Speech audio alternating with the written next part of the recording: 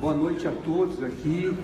Eu gostaria de agradecer imensamente o convite para participar desta mesa, desse seminário. E o tema que eu vou falar hoje é sobre o caso Lula, que é o título desse livro. Mas eu também venho aqui como um dos advogados que teve a honra de defender Dona Marisa, esposa do presidente Lula, e foi realmente algo que muito me honrou, porque ela foi injustamente acusada e lamentavelmente veio a falecer antes de ver a sua inocência reconhecida.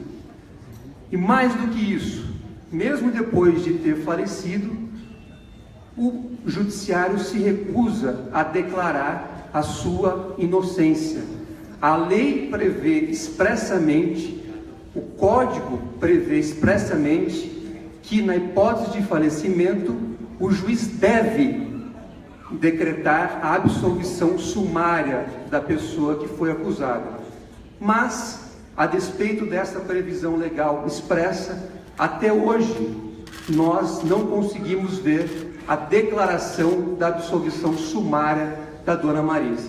Mas eu registro que nós continuamos com os recursos cabíveis e tenho a certeza de que vamos superar essa situação, porque é uma situação que colide com o nosso direito, é uma situação que reforça um cenário bastante inadequado em relação a esses processos. Com relação ao caso Lula, eu venho, na verdade, trazer a vocês um testemunho de quem, de longa data, vem acompanhando a prática de diversas violações à Constituição Federal, aos tratados internacionais e à legislação brasileira contra um cidadão, contra um ex-presidente da República que, a despeito de não ter praticado nenhum crime, vem sendo sistematicamente acusado por meio da abertura de diversas investigações, diversos processos que têm em comum a ausência completa de provas. São processos e procedimentos abertos apenas com o objetivo claro de retirar o ex-presidente Lula do seu ambiente próprio, que é a política, e tomar o seu tempo com depoimentos, audiências, enfim, algo que efetivamente não deveria existir. E qual é a base que foi feita, uma base comum feita para dar corpo a esses processos? É aquela base daquele famoso PowerPoint que foi apresentado no dia 14 de setembro do ano passado, que atribuiu ao ex-presidente Lula a prática, ou enfim, a organização de um esquema de corrupção na Petrobras. Essa é a base comum utilizada em todos os processos. E a partir disso, vai se atribuindo a ele propriedades que ele jamais teve. No entanto, há um dado bastante relevante que eu gostaria de compartilhar com todos vocês.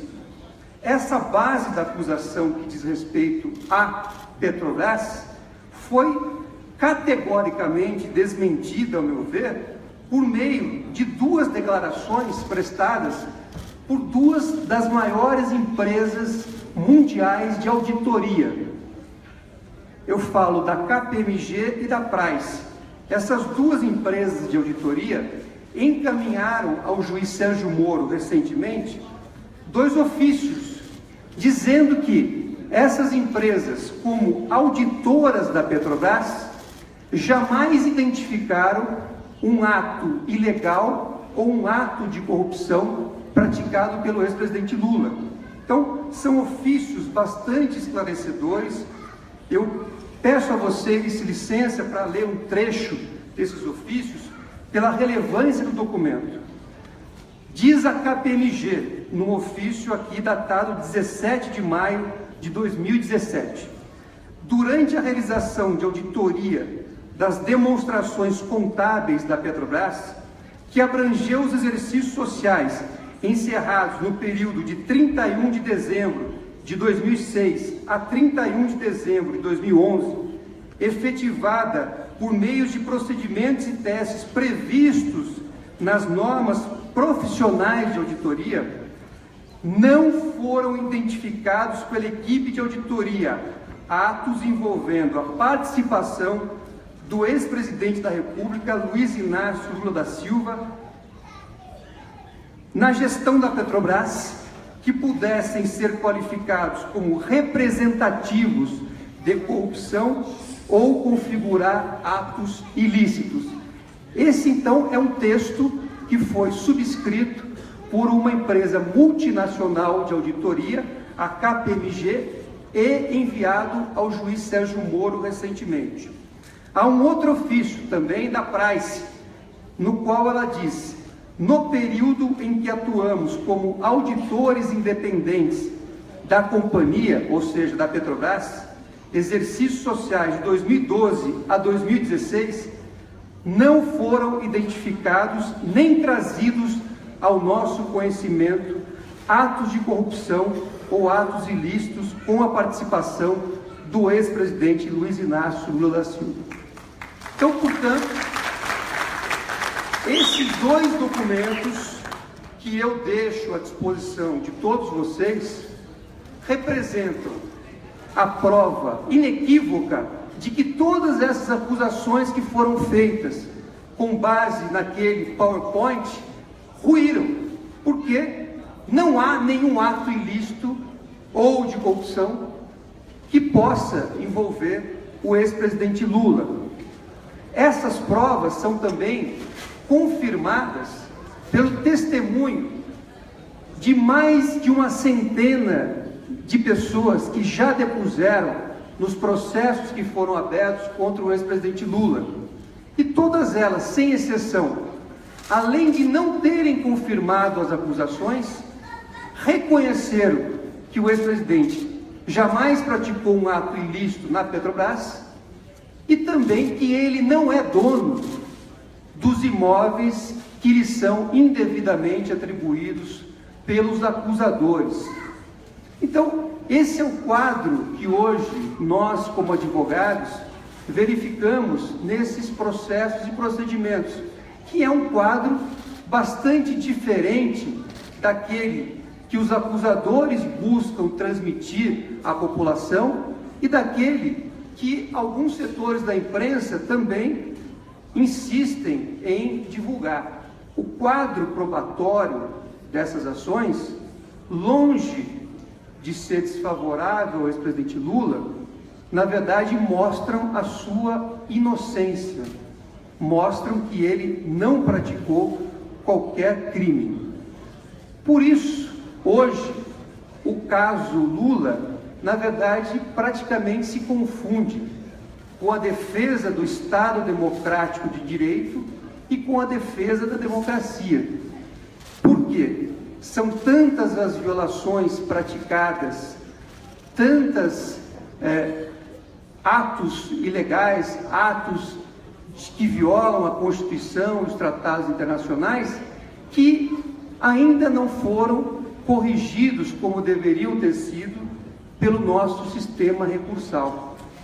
Nós manejamos, nós interpusemos, nós apresentamos todos os recursos a fim de paralisar essas violações, inclusive a fim de estancar essas acusações injustas e indevidas e feitas sem provas. Mas, lamentavelmente, até o momento, não tivemos a resposta adequada do sistema recursal brasileiro.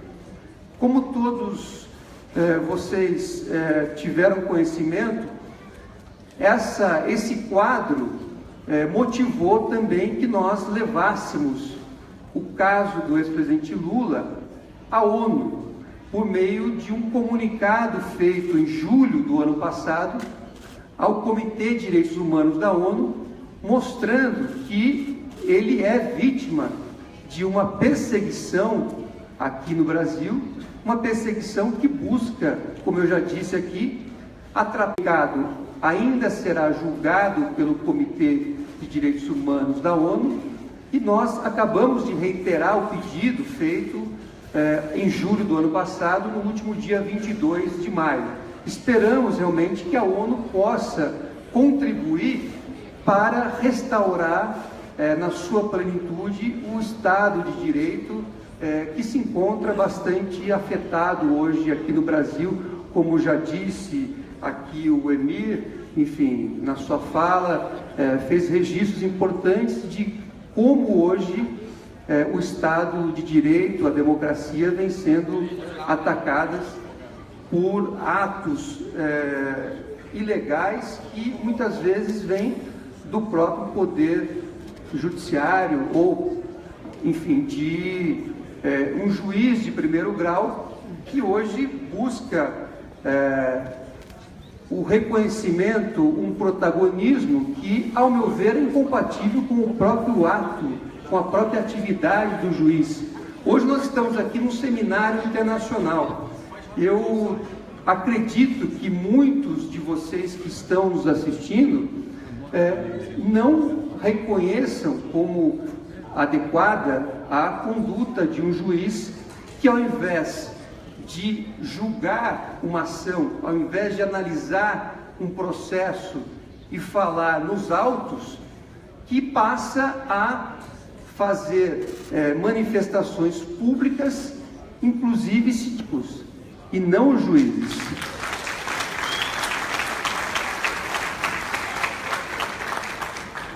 É por isso que nós temos hoje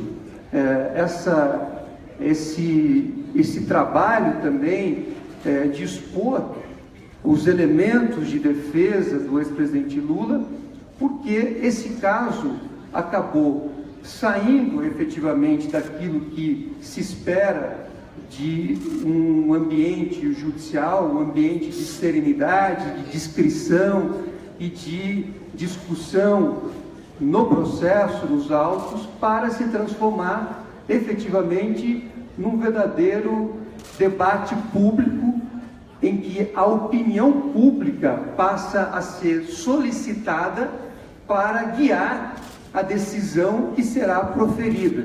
Isso dito pelo próprio magistrado, enfim, de primeiro grau, que conduz o caso. Eu tenho absoluta certeza de que esse modelo ele é incompatível com as normas internacionais que devem orientar a conduta de um magistrado.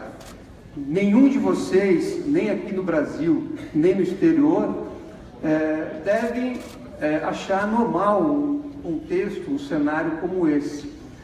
Nós tivemos no último dia 10 de maio, lá em Curitiba, uma audiência na qual o ex-presidente Lula foi ouvido e que foi um exemplo importante de como esse processo é conduzido, como essas ações são conduzidas, na medida em que o ex-presidente Lula foi interrogado por quase 5 horas a respeito de temas que não tinham absolutamente nada a ver com a ação na qual ele estava se defendendo. Aquele ato, na lei, é um ato para que a pessoa possa fazer a sua autodefesa, para que a pessoa possa comentar os fatos que são objeto da acusação.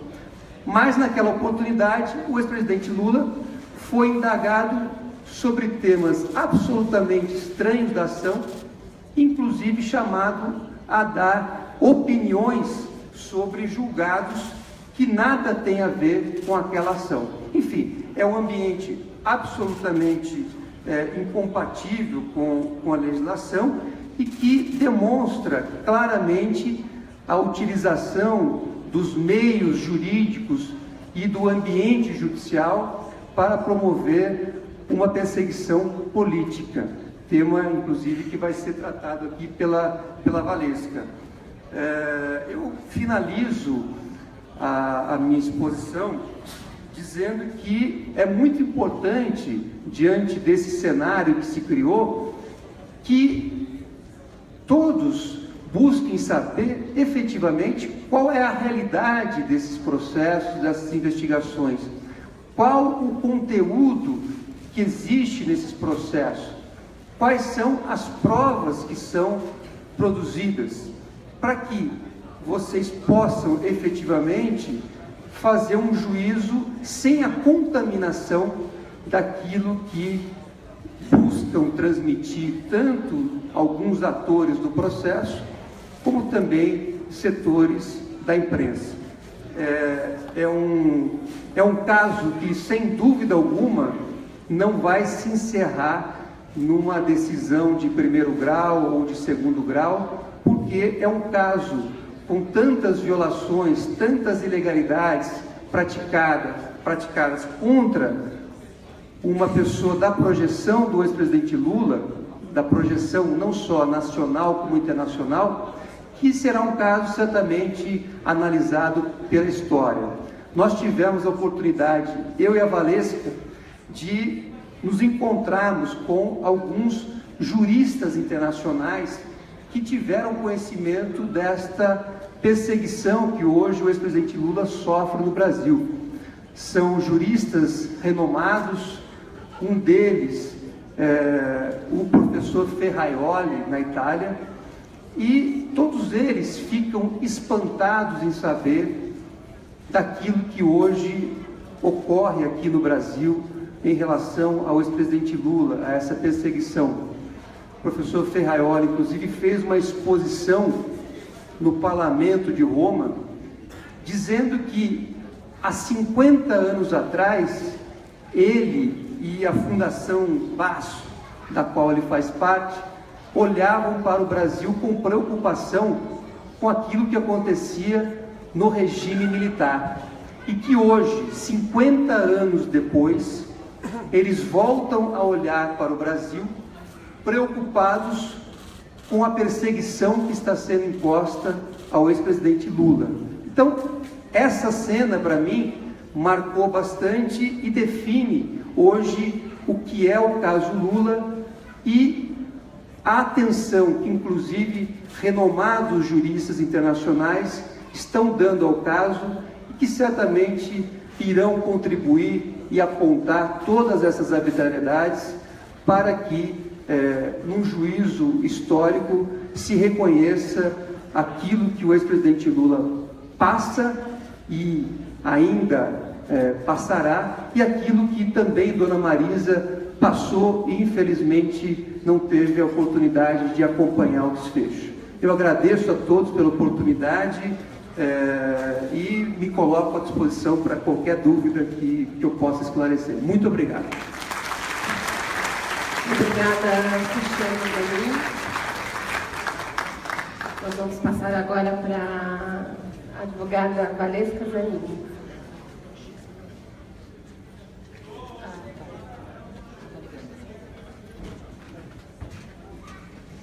Eu aviso com 3 minutos, tá? Boa noite, senhoras e senhores. É uma honra estar aqui, o convite da Secretaria de Relações Internacionais do PT e da Fundação Perseu Abrão. Muito obrigada por nos dar essa chance de esclarecer o caso Lula e como ele está sendo vítima de perseguição judicial. Como meu colega Cristiano já esclareceu, Lula, sua família, nós, seus advogados, fomos vítimas de violação, continuamos todos sendo vítimas de violações por conta da Operação Lava Jato e o juiz que a conduz. Muitas pessoas no mundo se espantam ao tomar conhecimento das ilegalidades e arbitrariedades cometidas por essa operação. É um contexto absurdo de ativismo judicial ideológico que não pode ser permitido em lugar nenhum do mundo.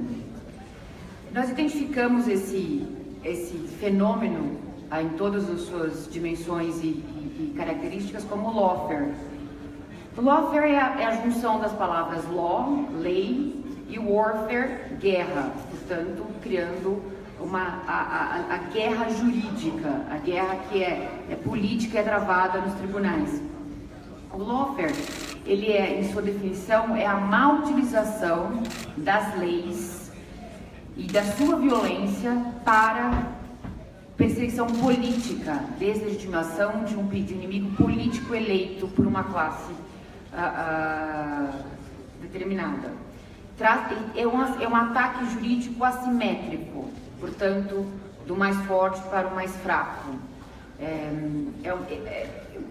Desculpa, o conceito de lawfare primeiro foi desenvolvido por Charles Dunlap, que é da Universidade de Oxford, e ele é bem voltado, bem descrito para fins militares.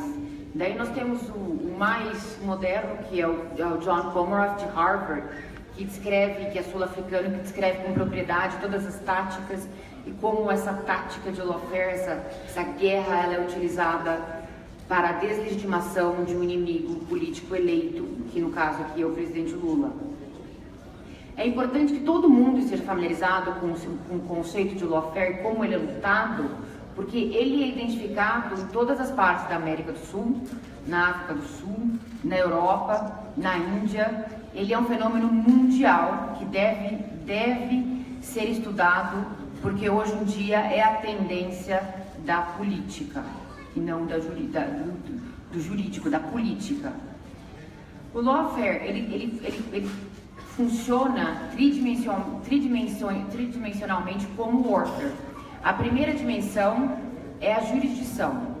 Ela é a batalha, o campo de batalha eleito pelo inimigo para lutar.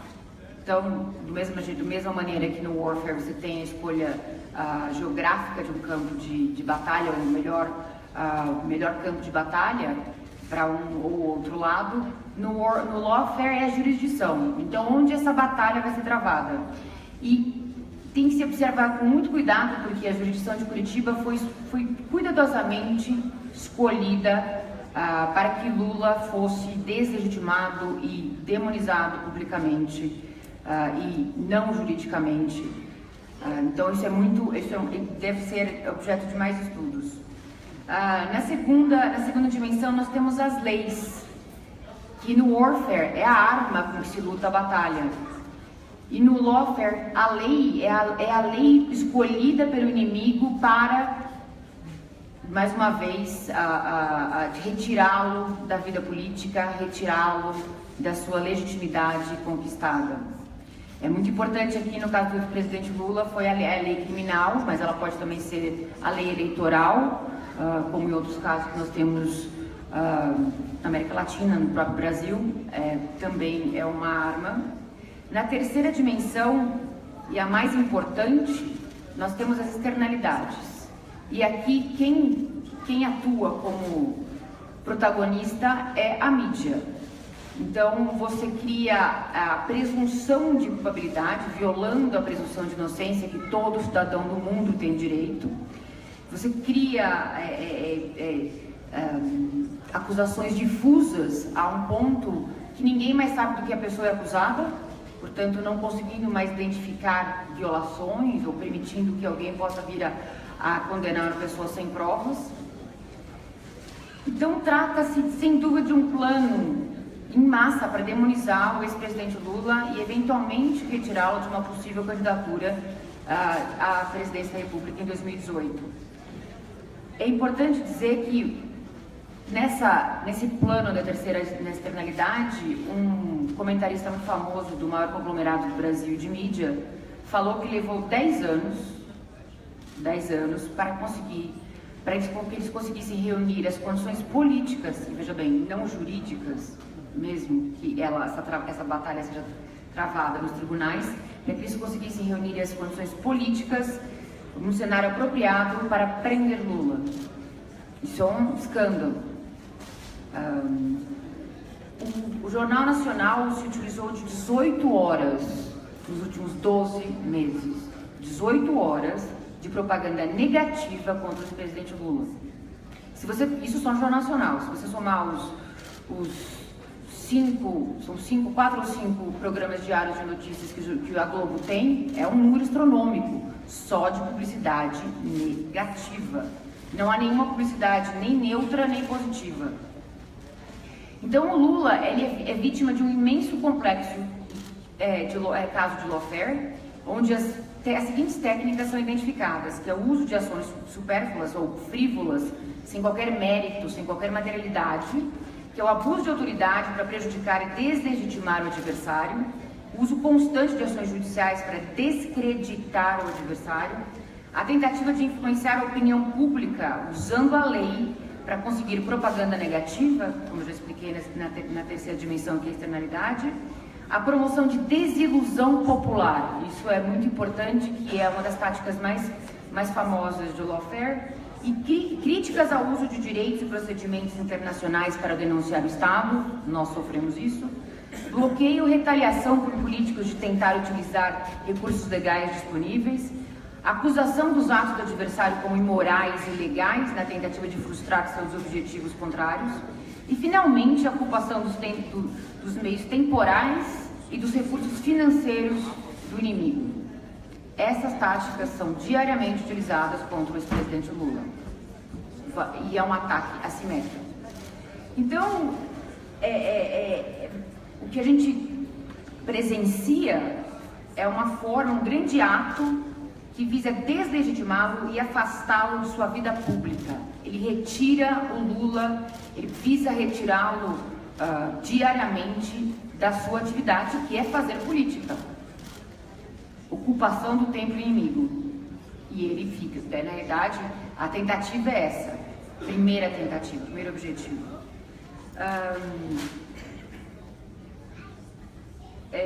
Desculpa aqui. É importante também notar que outro dado muito importante, que 60% das informações da Rede Globo vem do Ministério Público, da Polícia Federal e do Judiciário.